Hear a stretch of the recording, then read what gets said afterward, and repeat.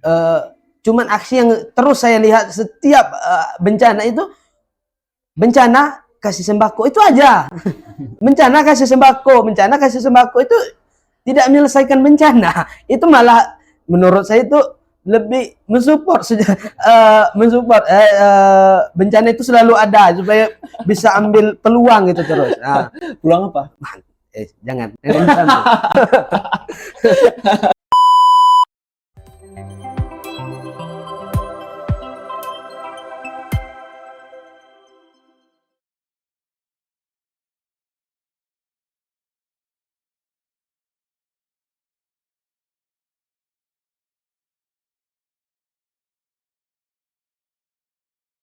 Halo semuanya, kembali lagi dengan saya Givari Alkotama, selaku host di Biar Paham Podcast. Kali ini saya mengundang narasumber beken, Bang Habib. Ya, Bang Habib Burnama. Bang Habib ini adalah Ketua IMM terpilih di Kota Sungai Penuh periode 2023. 2024. Oke, mau nanya satu pertanyaan. IMM itu apa? Karena banyak yang nggak tahu nih. Ada yang bilang IMM ini ormas. Ada yang bilang IMM ini LSM gitu. Nah, biar teman-teman podcast di sini tahu, coba jelasin sedikit IMM ini apa?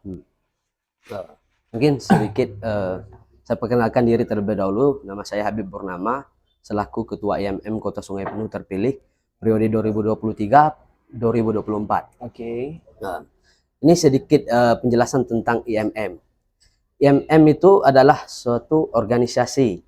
Kalau di kalangan mahasiswa itu sama saja dengan OKP lain. OKP itu apa? Organisasi kepemudaan ataupun kemahasiswaan gitu. Oke. Sama seperti HMI, PMII ataupun kami dan sebagainya. Oke. Yang membedakannya apa? Yang membedakannya mungkin dalam sisi pergerakan di IMM ini, selain organisasi mahasiswa, IMM ini juga menjadi organisasi otonom daripada Muhammadiyah. Nah, jadi Muhammadiyah itu ada beberapa organisasi otonom juga. Di situ ada IPM, ada Pemuda Muhammadiyah, dan ada juga IMM. Oke, kita bahas lagi ya. Kita Siap. ulang intermezzo karena ada panggilan dari sayang ya. Oh, enggak ya. Oke, kita lanjut teman-teman. Iya. Nah, Muhammadiyah ini ada beberapa anak-anaknya gitu ya. Iya. Coba jelasin apa tadi? Ada berapa? Pertama di kalangan pelajar itu ada IPM, Ikatan Pelajar Mahasiswa. Ikatan Pelajar Mahasiswa. Ikatan Pelajar Muhammadiyah, salah. Ikatan Pelajar Muhammadiyah. Kemudian ada di kalangan mahasiswa ada IMM, Ikatan Mahasiswa Muhammadiyah. Kemudian ada Pemuda Muhammadiyah, PM. Oke. Ini beda mahasiswa dengan pelajar apa? Bedanya yang kalau mahasiswa itu yang sudah menduduki bangku perkuliahan gitu. Oh, berarti pelajar ini lebih ke anak-anak SMA, anak-anak gitu SMA, ya? mungkin dari SMP atau dari SD. Ya. Udah join di Muhammadiyah tadi ya. Oke, terus ada apa lagi? Ada yang namanya Pemuda Muhammadiyah. Apa tuh? Pemuda Muhammadiyah itu biasanya tuh bisa juga ini join ke pemuda itu bisa lewat ada pengkaderannya namanya BAD. BAD itu apa? BAD, Baitul Arkom Dasar. Kalau di IMM-nya itu DAD namanya. Darul Arkom Dasar. Darul Arkom Dasar. Jikalau seorang tersebut sudah sudah melakukan DAD, berarti sudah otomatis jadi keluarga besar daripada Muhammadiyah. Jadi dia tidak perlu lagi melaksanakan BAD untuk masuk ke Pemuda Muhammadiyah. Dia otomatis telah masuk ke Pemuda Muhammadiyah setelah selesai di bangku perkuliahan atau setelah selesai ataupun ada tugas di IMM, itu otomatis saja bisa masuk ke Pemuda Muhammadiyah. Oke, berarti tahapan yang paling dasar nih ketika mau join ke Muhammadiyah ini yang DAD tadi. DAD. Oke, menarik. Nah, kita bicara pemuda tadi kan. Ada yang pelajar, aku lupa sebutin, kan tadi Bang Habib sudah sebutin ya, pelajar, terus juga mahasiswa, dan juga pemuda. Ya. Nah, kalau boleh tahu kegiatan-kegiatan kepemudaannya apa aja? Kegiatan kepemudaan ya terlebih daripada organisasi otonom daripada Muhammadiyah, sebut ada IPM, IMM dan pemuda itu. Ini dalam segi Muhammadiyah kebetulan menganut prinsip itu ya dari bidang sosial gitu. Nah, jadi kadang-kadang itu kegiatan-kegiatan Muhammadiyah di bidang sosial itu baik itu pelajar, mahasiswa ataupun pemuda itu ikut ambil andil dalam kegiatan Muhammadiyah. Contoh kemarin, apa tuh? Sewaktu musibah banjir kemarin. Banjir di wilayah Kota Sungai Penuh, itu semua organisasi otonom daripada Muhammadiyah itu ikut andil membantu pengurus Muhammadiyah Kota Sungai Penuh bersama Lazismu ikut membantu saudara-saudara kita yang tertimpa musibah banjir kemarin. Dan sekarang ini juga sedang ada penggalangan dana untuk membantu korban musibah Galodo di Sumatera Barat. Itu yang lahar dingin. Itu dicetus oleh Lazismu Kota Sungai Penuh. Dan itu dibantu oleh daripada organisasi otonom daripada Muhammadiyah tersebut. Ini Lazismu ini perannya apa? Kolaborasi. Lazismu itu lembaga amil zakat. Ya, lembaga amil zakat di bawah Muhammadiyah. Lazismu. Oke, menarik teman-teman. Kita lanjut ya, Bang Habib. Kegiatan-kegiatan kepemudaannya yang seperti tadi. Tadi. Mau nanya, beda, kita tahu nih yang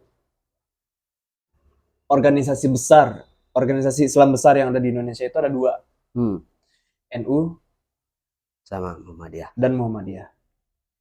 Nah, bedanya apa?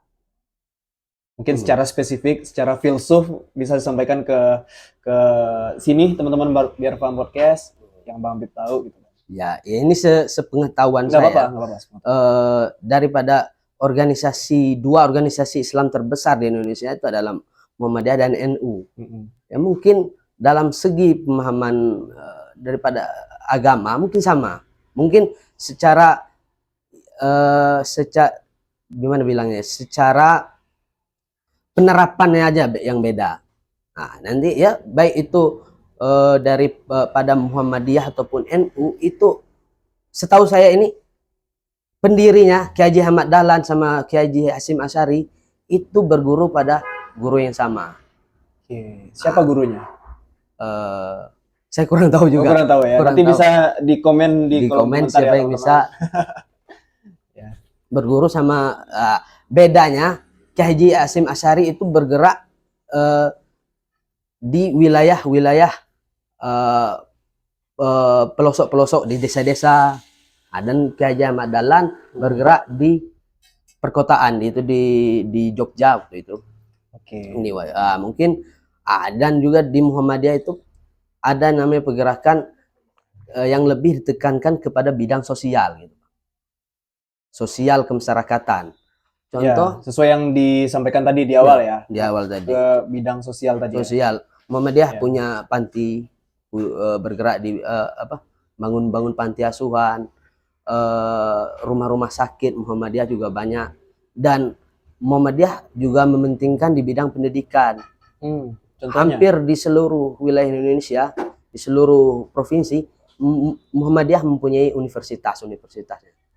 Ya, karena tidak dipungkiri juga ya, yang saya tahu juga ya, di wilayah Indonesia ini Muhammadiyah itu asetnya banyak. Asetnya banyak, mulai dari rumah sakit, terus juga ada yang asistensi sosial tadi, terus juga universitas, ya, semuanya lebih banyak dibandingkan NU. Benar nggak? Menurut pandangan Abang? Ini setahu saya ya, mungkin bisa di search juga teman-teman. Ya mungkin daripada NU juga banyak punya ponpes juga, setahu saya sudah mempunyai universitas juga. Mungkin ya karena Muhammadiyah ini secara umum ya, secara penyebarannya udah luas gitu kan. Yeah. Mungkin NU banyak bergerak di bidang ponpes saja, di baru-baru ini baru di universitas kan. Kalau Muhammadiyah ini udah lama dan udah menyebar ke seluruh Indonesia. Dan ada juga kalau tidak salah juga sudah membangun universitas di Australia. Oke. Universitas internasional. Internasional di Australia. Oke. Menarik teman-teman. Oke, lanjut ya ke pertanyaan selanjutnya, Bang. Karena sebenarnya penasaran sih. Penasaran orang banyak ikut-ikut OKP gitu kan. Karena saya jujur tidak anak organisasi banget gitu ya. Cuma lebih tepatnya pengen sharing-sharing sama si ketua-ketua yang ada. Nah, kita bicara IMM tadi. Ya, IMM ya. Dan sekarang posisinya Abang terpilih sebagai ketua umum dari IMM Kota Sungai Penuh. Kota Sungai Penuh. Periode 2023-2024. Nah, pertanyaannya, apa aja yang sudah pernah Abang lakukan di sini? Selama menjadi mahasiswa, selama menjabat sebagai ketua. Kebetulan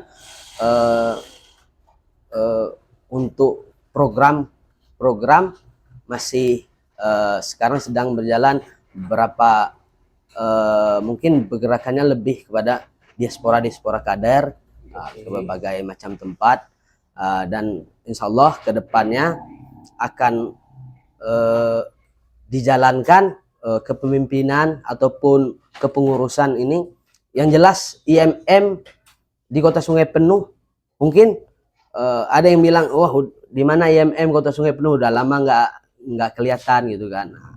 Yang penting niatan daripada kepengurusan IMM ke depan ini, yang jelas IMM yang jelas secara garis besar mahasiswa sebagai agen of change. Nah, itu akan tetap dijalankan daripada IMM Kota Sungai Penuh, dan kebanyakan nanti akan bergerak kepada internal yang ada, memperbaiki internal yang ada, dan juga tetap menjadi agen kontrol sosial di tengah masyarakat. Insya Allah Ikatan Mahasiswa Muhammadiyah Kota Sungai Penuh membersamai masyarakat Kota Sungai Penuh dalam suka maupun duka. Saya benar nggak tahu nih, artinya beberapa program sebelumnya itu sempat vakum atau gimana? Saya bilang tadi ini ya, belum pernah ada yang menjalankan sampai akhirnya sekarang. Sebenarnya bukan vakum, cuman karena kesibukan mungkin daripada seluruh kader-kader, jadi cukup menghambat gitu. Nah, dibilang vakum juga tidak. Muhammadiyah selalu ada di tengah masyarakat, walaupun tidak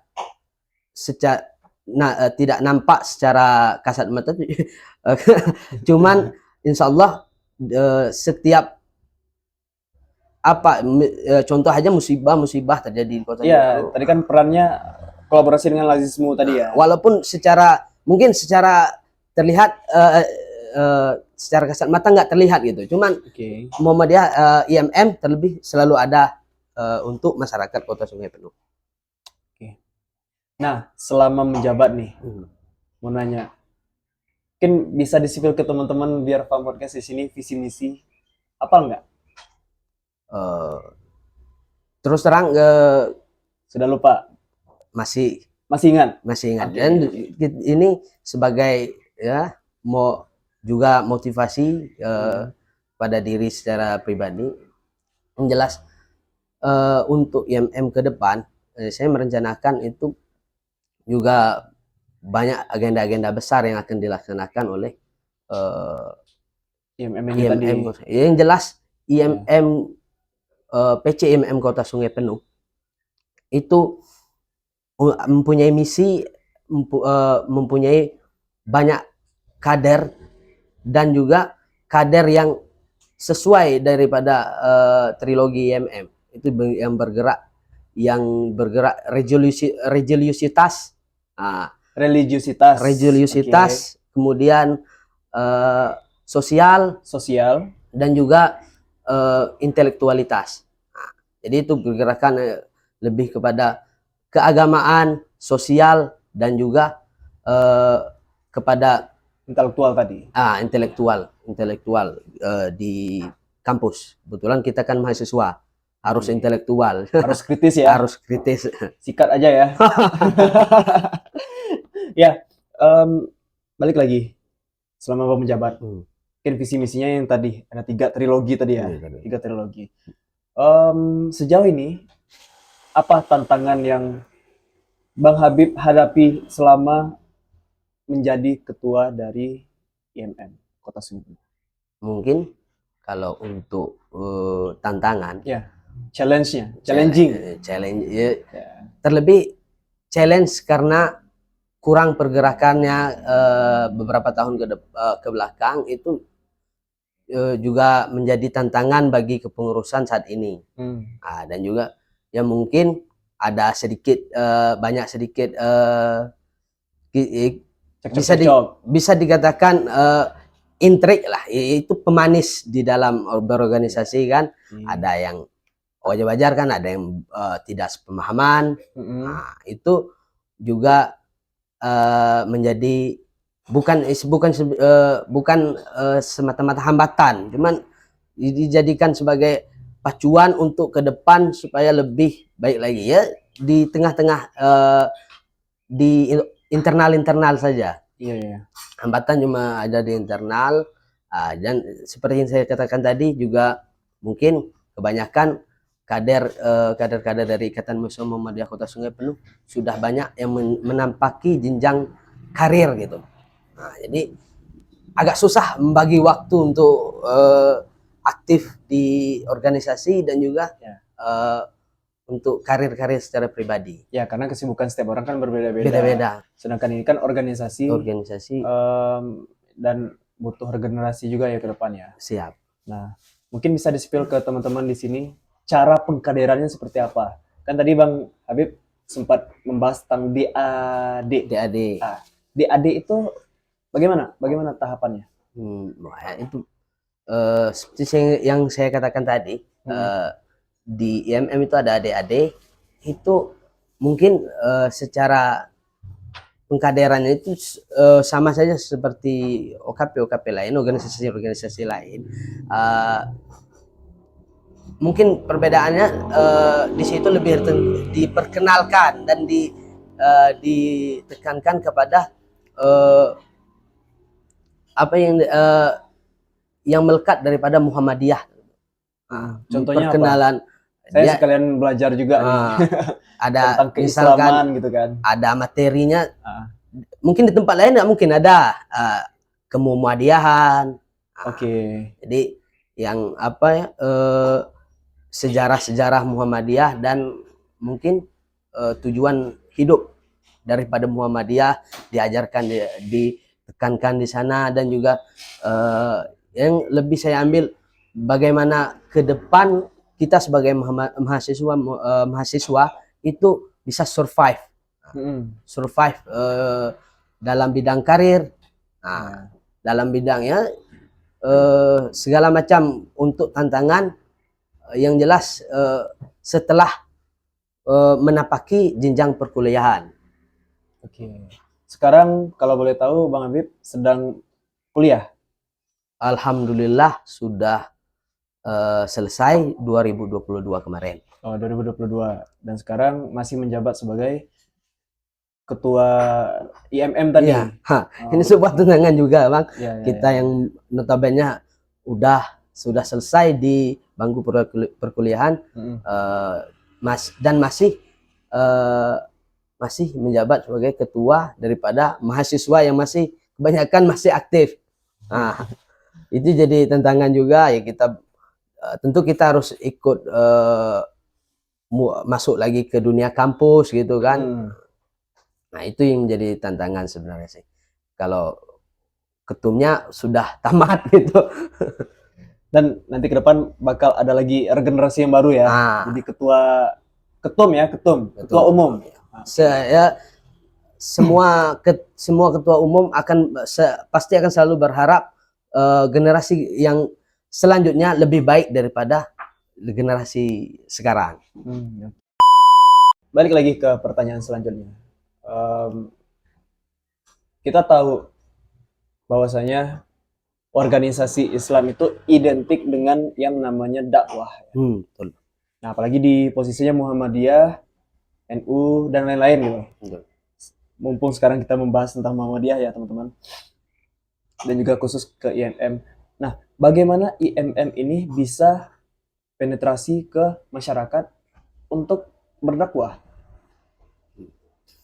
Kebetulan di IMM ada yang namanya satunya bidang dakwah. Oke.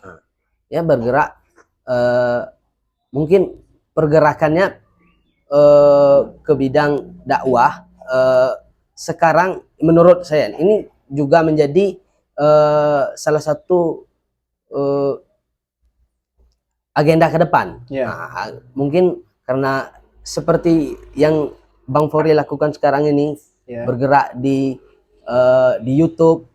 Nah, nanti ke depan insya Allah IMM Kota Sungai Penuh juga akan lebih menggalakkan dakwah-dakwah melalui media, melalui media, dan juga kita di IMM selalu menganjurkan pada kader-kader yang siap untuk masuk ke dunia dakwah gitu.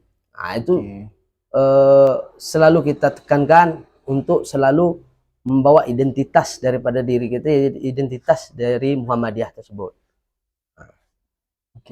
Dan alhamdulillah cukup banyak kader-kader yang bergerak di bidang dakwah. Nah, contoh dakwah yang spesifik mungkin bisa disampaikan ke sini. Saya penasaran gitu. Oh, dakwah secara masjid-masjid gitu ya? Atau gimana? Itu dilakukan mungkin secara pribadi dia, dan untuk terkhusus di IMM ini kebetulan belum berjalan daripada kegiatan di bidang dakwah. Nah, nanti kalau untuk ke depan kita akan buat dakwah melalui mungkin media sosial, melalui YouTube dan sebagai macamnya. Kalau untuk sekarang lebih ditekankan kepada pribadi-pribadi daripada kader. Yang jelas kader Muhammadiyah itu harus mencerminkan identitas daripada Muhammadiyah. Jadi dimanapun dia berada, jadi segala tindak tanduk yang dilakukan dia dalam keseharian kehidupan dia itu dianggap sebagai nilai daripada dakwah. Lebih ke situ. Jadi mungkin dari cara saya keluar berpakaian pakai celana pendek, itu saya rasa itu bukan ciri khas daripada Muhammadiyah dan Islam secara umum, dan berarti saya tidak berdakwah di situ. Kalau saya pakai celana panjang, otomatis saja secara pribadi saya secara tidak langsung saya memberi contoh kepada orang-orang bahwa oh ini loh cara berpakaian daripada Islam secara umum, ataupun daripada kader-kader daripada Muhammadiyah. Jadi intinya setiap apapun yang kita lakukan saat ini ya dari awal sampai akhir itu mempresentasikan Muhammadiyah itu sendiri ya. Nah, jadi mulai dari cara berpakaian, cara minum, terus juga itu tadi yang saya katakan pendekatannya seperti apa? Pendekatannya lebih ke masjid-masjid kah atau ke masyarakatnya seperti apa? Kalau pendekatannya gini, kebetulan masyarakat Kota Sungai Penuh secara umum ini sudah tahu ini loh, ini kader Muhammadiyah loh, ini kader. Jadi seperti yang saya katakan tadi, gimana tindak tanduknya di tengah masyarakat itu akan secara tidak langsung akan menjadi nilai dakwah daripada pribadi tersebut langsung kan.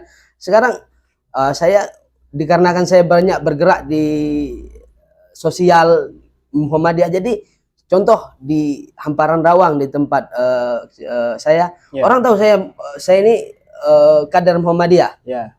Jadi segala tindak tanduk saya di tengah masyarakat itu saya otomatis saja itu cara saya berdakwah di tengah masyarakat. Sekarang saya sebagai terlepas sebagai ketua ataupun apa, saya di tengah masyarakat pakai celana pendek apapun itu, saya rasa tidak mencerminkan saya sebagai mahasiswa Islam gitu, mahasiswa Muhammadiyah gitu. Ya, intinya berpakaian yang pantas. Berpakaian itu contoh aja, contoh aja ya, berpakaian contoh sederhana gitu ya. Sederhana. Nah, mungkin dalam segi ilmu komunikasi tadi, ya kata-kata yang terucap kan, itu juga bisa menjadi penilaian dan jadi nilai dakwah daripada secara tidak langsung ya. Lebih mengedepankan attitude dan sopan santun. Oke teman-teman, intermezzo sedikit ya. Jadi ada beberapa pertanyaan lagi. Siap. Ya. Iya. Insya Allah dijawab. Oke. Kita tahu IMM itu adalah organisasi mahasiswa. Mahasiswa. Di bawah kepemimpinannya Muhammadiyah ya. Iya. Di bawah naungannya Muhammadiyah. Naungan. Ya. Dan kita tahu ada beberapa kebijakan pemerintah yang bisa dikategorikan melenceng gitu. Dengan visi dan misi yang ada gitu. Betul. Nah, menurut pandangan dari Bang Habib selaku ketua, kira-kira apa peran dari IMM untuk melihat dan mengkritisi kebijakan pemerintah yang ada? Mungkin flashback ke belakang, seperti saya katakan tadi juga, Muhammadiyah selalu IMM selalu ada di barisan rakyat. Menjadi imbas daripada kebijakan-kebijakan yang tidak pro rakyat itu adalah rakyat. Jadi insya Allah ini flashback ke belakang, dalam segala bentuk istilah, kalau kata kasarnya itu demo ataupun apa, baik di sebelum terjadinya demo mungkin ada melalui media IMM selalu ambil andil dalam mengkritisi apa-apa yang terjadi di Kota Sungai Penuh ini yang tidak sesuai dengan semestinya. Oke, contohnya apa? Contoh Flashback ke belakang. Flashback belakang, Muhammadiyah IMM andil dalam kemarin ada aksi dalam acara ulang tahun Kota Sungai Penuh. Oke, kenapa tuh? Itu mengkritisi daripada kebijakan-kebijakan pemerintah selama 1 tahun ke belakang dulu.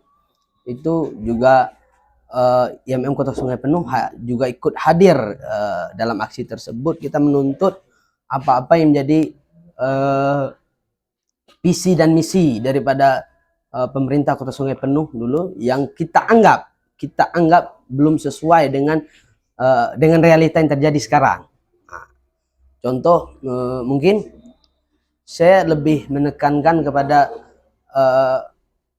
mungkin infrastruktur yang ada. Infrastruktur kemarin, dan terbukti sekarang infrastruktur Kota Sungai Penuh banyak yang saya anggap ya. Ini saya anggap dan mungkin kebanyakan mahasiswa juga menganggap itu sekedar jadi dan tidak ada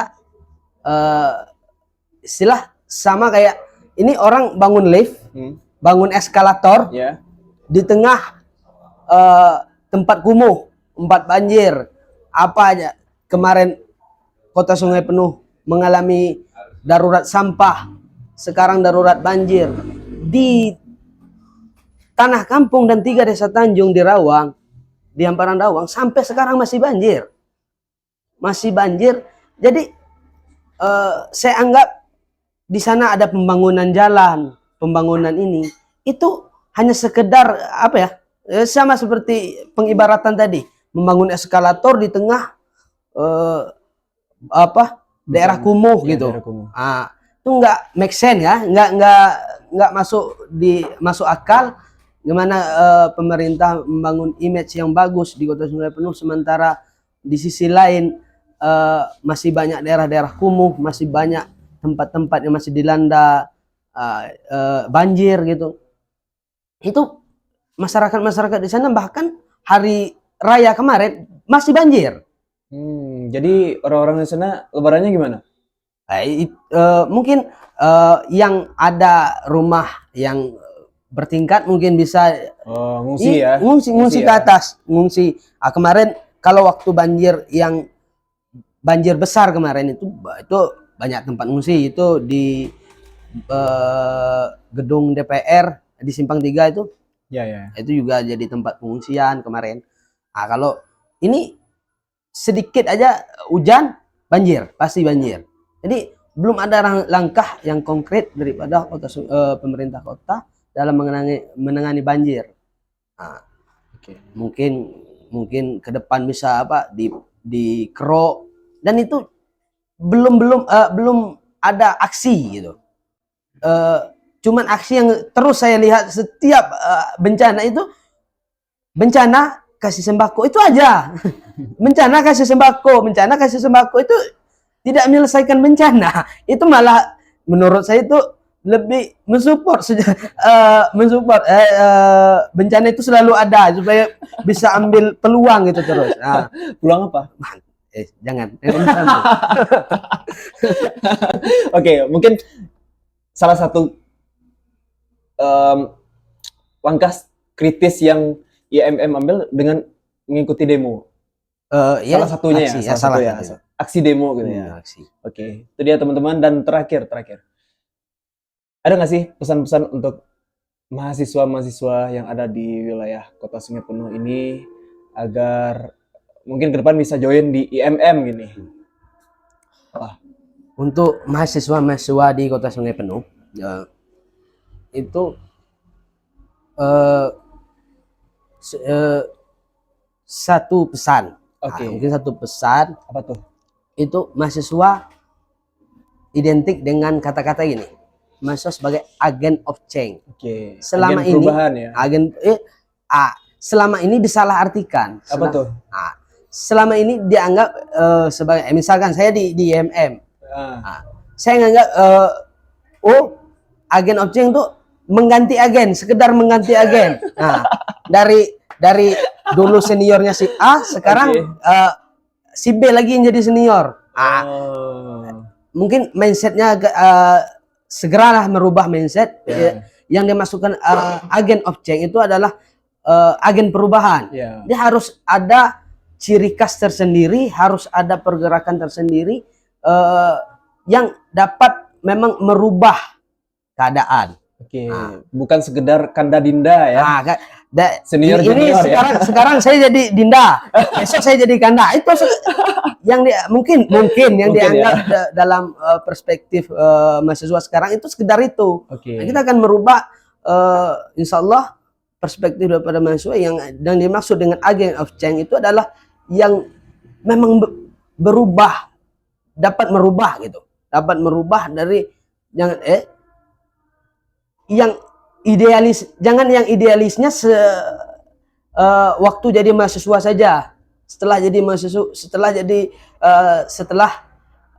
selesai dari mahasiswa itu kembali kepada mengemis kepada pemerintah ataupun pejabat-pejabat itu nggak masuk. Ya ini. Jadi kita harus menjadi agen of change. Jadi agen of change itu ditekankan agen of change, berarti orang yang merubah keadaan, bukan hanya sekedar change of agent. Change of agent gimana tuh? Bertukar aja ya? Bertukar posisi aja ya? Oke, menarik teman-teman. Kita tutup ya, karena udah lebih dari 30 menit juga. Sebelumnya terima kasih Bang Habib Burnama, selaku ketua dari IMM Kota Sungai Penuh periode 2023-2024. Terima kasih sudah hadir. Terima kasih juga, Bang.